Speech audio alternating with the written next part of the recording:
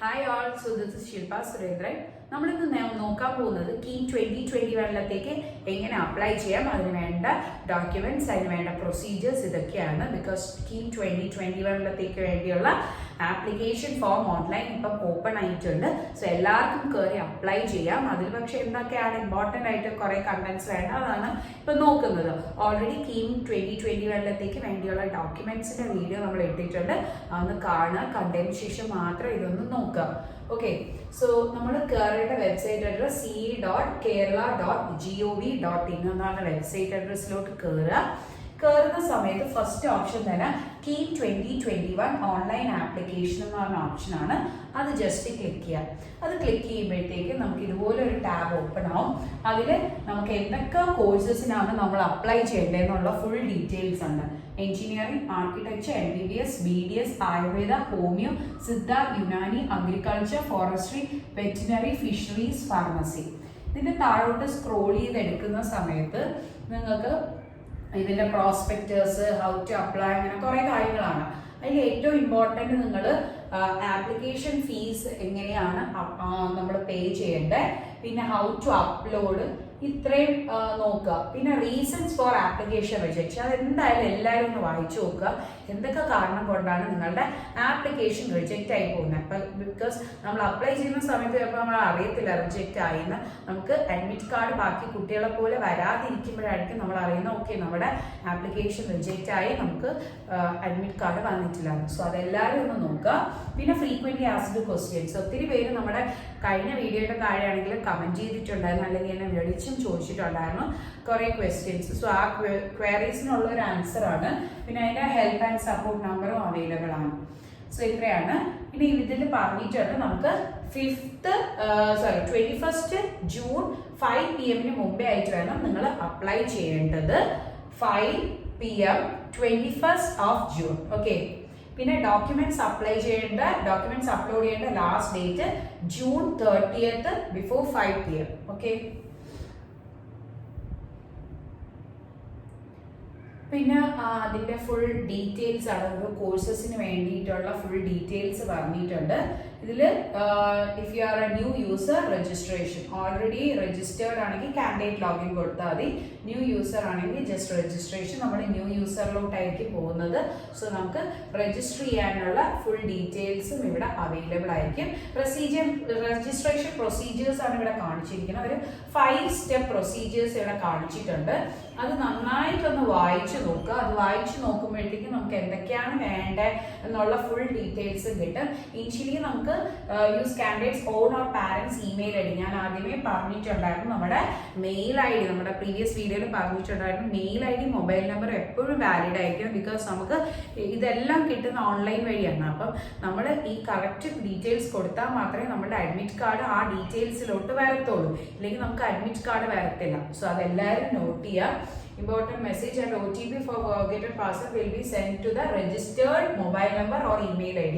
So mobile number, email ID main ആയിട്ട് വരുന്നതാണ്.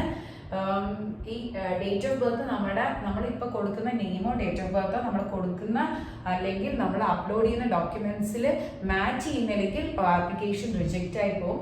So fill application, basic details, communication details, family income very very important ആണ്. എങ്കിൽ നമുക്ക് reservation കിട്ടുകയാണെങ്കിൽ അത് കിട്ടത്തുള്ളൂ, ഇല്ലെങ്കിൽ കിട്ടത്തില്ല.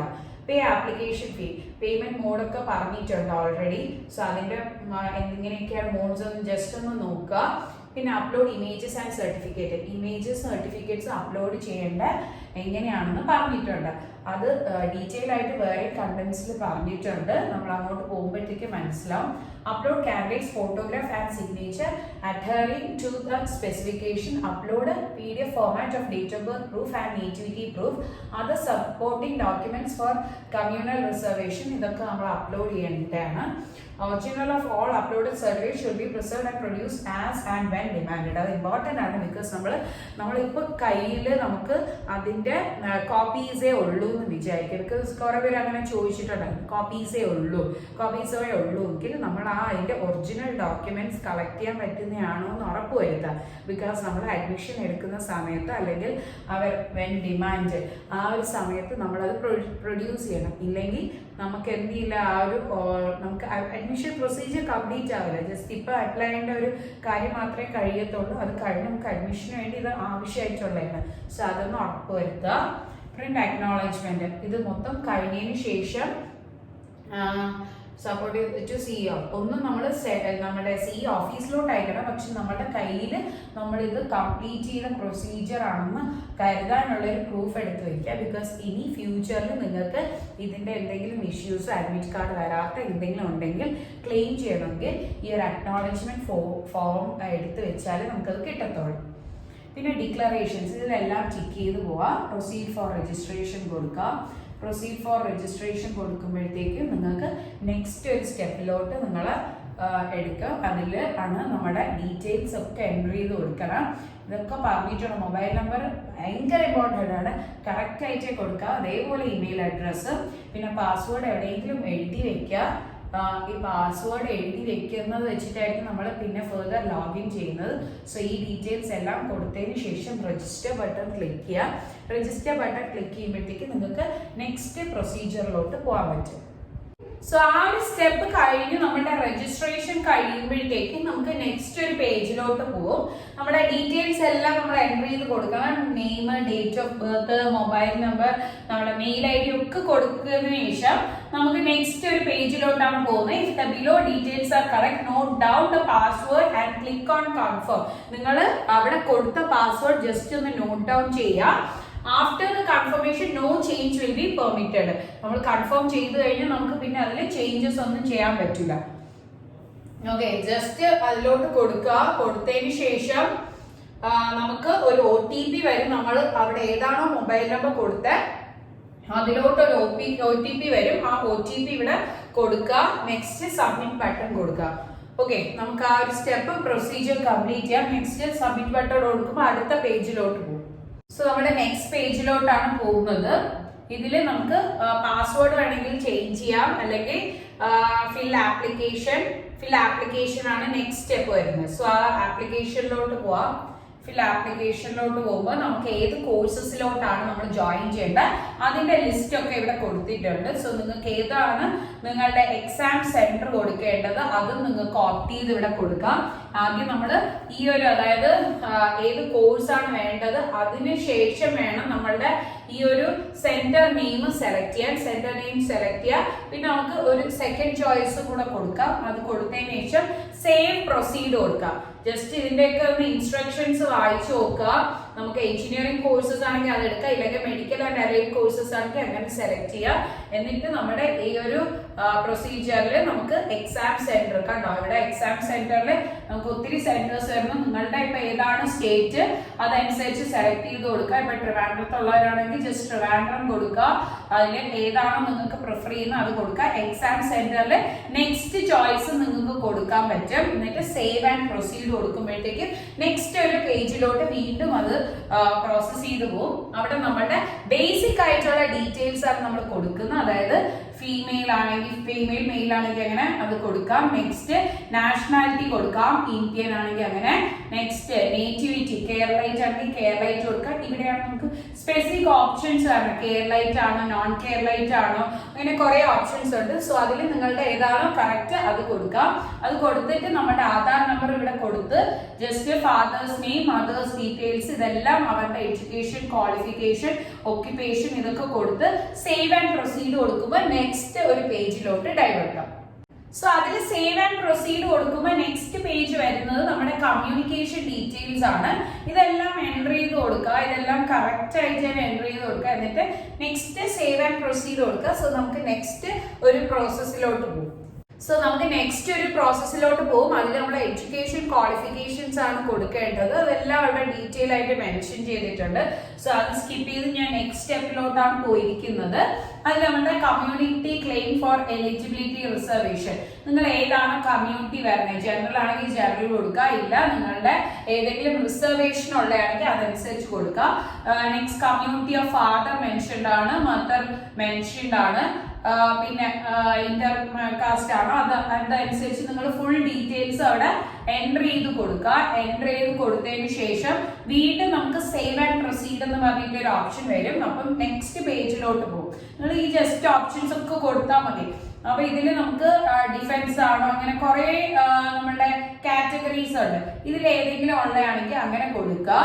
ഇല്ല ജസ്റ്റ് ക്ലെയിം ആൻഡ് റിസർവേഷൻ ഇതൊന്നും ഇല്ലെങ്കിൽ ജസ്റ്റ് നോ അടിച്ചു കൊടുത്താലും മതി. നിങ്ങൾ ഇതിലൊക്കെ ഉള്ളവരാണെങ്കിൽ അതനുസരിച്ച് കൊടുക്കുക. ജസ്റ്റ് ആ പ്രോസസ്സ് ഫുൾ കംപ്ലീറ്റ് ചെയ്തതിന് ശേഷം മാത്രമേ നെക്സ്റ്റ് പേജിലോട്ട് പോകത്തുള്ളൂ. ഇത് നമ്മുടെ ആനുവൽ ഇൻകം ഡീറ്റെയിൽസ് ഒക്കെ കൊടുക്കുകയാണ്. ഈ ആനുവൽ ഇൻകം ഡീറ്റെയിൽസ് ഒക്കെ കൊടുത്തതിന് ശേഷം നമുക്ക് ഓരോ സ്റ്റെപ്പ് ബൈ സ്റ്റെപ്പ്, അതായത് ഇമേജ് സർട്ടിഫിക്കറ്റ്സ് ഇതൊക്കെ പോകും. അങ്ങനെ ഓരോ പേജസിലോട്ട് പോകും. അതിൽ നമ്മുടെ ഇമേജസും സർട്ടിഫിക്കറ്റ് അപ്ലോഡ് ചെയ്യുന്ന സമയത്ത് അവിടെ സ്പെസിഫിക് ആയിട്ട് നമ്മുടെ ഏത് സൈസിലാണോ നമുക്ക് ആ ഇമേജ് സർട്ടിഫിക്കറ്റ് അപ്ലോഡ് ചെയ്യേണ്ടതെന്ന് അവിടെ ഓപ്ഷൻ പറഞ്ഞിട്ടുണ്ട്. സോ അതൊക്കെ കറക്റ്റ് ഫോളോ ചെയ്യാം. സോ അതെല്ലാം കൊടുത്തതിന് ശേഷം നമ്മുടെ പ്രിവ്യൂ ഓഫ് ദ ആപ്ലിക്കേഷൻ വരും. സോ ഈ പ്രിവ്യൂ ഓഫ് ദ ആപ്ലിക്കേഷൻ പോകുമ്പോഴത്തേക്ക് നമുക്ക് സേവ് ആൻഡ് ഫൈനലൈസ് കൊടുക്കുക. അതിന് മുമ്പേ ഡിക്ലറേഷൻ ടിക്ക് ചെയ്ത് കൊടുക്കണം. ഡിക്ലറേഷൻ ടിക്ക് ചെയ്ത് കൊടുത്തതിന് ശേഷമാണ് നമ്മൾ എന്ത് ചെയ്യുന്നത്, further modification will not be finalized after save and finalize. Do you want to proceed എന്ന് ചോദിക്കുക. സോ ഓക്കെ അടിച്ചു കൊടുക്കുക. ഓക്കെ അടിച്ചു കൊടുത്തതിന് ശേഷം you have completed 2 steps complete ആയി. ഇനി നെക്സ്റ്റ് സ്റ്റെപ്സ് ആണ് പേ ആപ്ലിക്കേഷൻ ഫീ. നമ്മുടെ ആപ്ലിക്കേഷൻ ഫിൽ ആയിട്ടുണ്ട്. ഇനി നെക്സ്റ്റ് ആപ്ലിക്കേഷൻ ഫീ ഫിൽ ചെയ്യുന്നത്, പിന്നെ ഇമേജസ് ആൻഡ് സർട്ടിഫിക്കറ്റ് ഇത് ഫിൽ ചെയ്താൽ മാത്രമേ നമുക്ക് എന്ത് ചെയ്യാൻ പറ്റുള്ളൂ, നെക്സ്റ്റ് സ്റ്റെപ്പിലോട്ട് പോകാൻ പറ്റുള്ളൂ. ഈ ഇമേജസ് ഒക്കെ അപ്ലോഡ് ചെയ്തതിന് ശേഷം എല്ലാവരും നമ്മുടെ ഈ അക്നോളജ്മെന്റ് ഒന്ന് സേവ് ചെയ്ത് വെക്കുക. PDF ഫോർമാറ്റിലായിരിക്കും വരുന്നത്, അതൊന്ന് സേവ് ചെയ്ത് വെക്കുക. സോ എന്തെങ്കിലും ഇനി ഫെർദർ നിങ്ങൾക്ക് ഇതിന്റെ പേരിൽ എന്തെങ്കിലും ഒരു ഇഷ്യൂസ് വരണമെങ്കിൽ അതിന് വേണ്ടി ക്ലെയിം ചെയ്യാനാണ്. ഇങ്ങനെയാണ് ഈ ഒരു സ്റ്റെപ്പ് കംപ്ലീറ്റ് ചെയ്യുന്നത്. ഇതേപോലെ നമ്മൾ ഫോട്ടോഗ്രാഫ് അപ്ലോഡ് ചെയ്യുന്ന സമയത്ത് അവിടെ കറക്റ്റ് ആയിട്ട് മെൻഷൻ ചെയ്തിട്ടുണ്ട് ലെങ്ത്തും ബ്രെഡ്ത്തും എത്രയാണെന്ന്. സോ അതനുസരിച്ച് ഫോട്ടോഗ്രാഫിനെ ചെറുതാക്കുക. നിങ്ങളുടെ ഫോട്ടോഗ്രാഫ് ആ സൈസ് അല്ലെങ്കിൽ ചെറുതാക്കുക. ഇല്ല ഇപ്പൊ നിങ്ങൾ ആ സൈസിലെ ഫോട്ടോഗ്രാഫ് തന്നെ നമുക്ക് വേണമെങ്കിൽ പറഞ്ഞ് ചെയ്യിക്കാൻ പറ്റും, എങ്കിൽ അതനുസരിച്ച് എടുക്കാം. ബാക്കിയൊക്കെ ഇവിടെ അപ്ലോഡഡ് ആണ്. പിന്നെ നമ്മളുടെ ഈ 5th പ്രൊസീജിയറും കൂടെ കഴിയുമ്പോഴാണ് നമ്മളുടെ ഫുൾ ആപ്ലിക്കേഷൻ ഫോമും ഫില്ലപ്പ് ചെയ്ത് വരുന്നത്. സോ ഇനി നിങ്ങൾക്ക് എന്തെങ്കിലും ഡൗട്ട്സ് ഉണ്ടെങ്കിൽ ഒന്ന് കമന്റ് ബോക്സിൽ മെൻഷൻ ചെയ്യാം. അല്ലെങ്കിൽ ജസ്റ്റ് എന്റെ വാട്സ്ആപ്പ് നമ്പർ മെൻഷൻ ചെയ്തിട്ടുണ്ട്. സോ അതിലോട്ടൊന്ന് മെൻഷൻ ചെയ്യാം. നമ്മുടെ ക്രാഷ് കോഴ്സിന് ജോയിൻ ചെയ്യണമെന്നുള്ള കുട്ടികൾക്കാണെങ്കിൽ അതനുസരിച്ച് ജോയിൻ ചെയ്യാം. അതിനും ആ വാട്സ്ആപ്പ് നമ്പറിൽ തന്നെ ഒന്ന് കോൺടാക്ട് ചെയ്താൽ മതി.